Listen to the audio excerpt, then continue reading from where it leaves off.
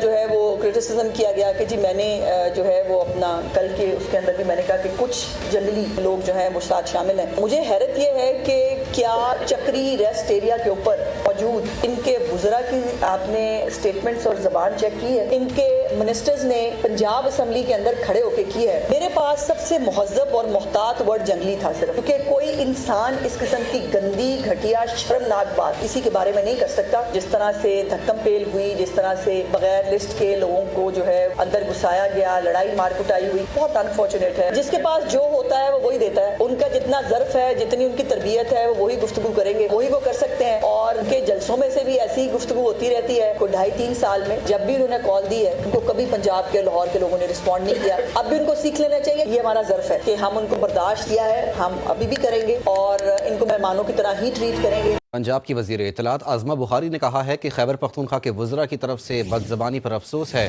ہم نے ان کے برے رویوں کو تحمل سے برداشت کیا. لاہور میں پریس کانفرنس میں انہوں نے کہا کہ خیبر پختونخوا کے وزیر اعلیٰ ہمارے مہمان ہیں, تاہم پنجاب اسمبلی میں ہنگامہ رائی کے دوران ان کے رویوں اور الفاظ کے چناؤ پر فقط افسوس ہی کیا جا سکتا ہے.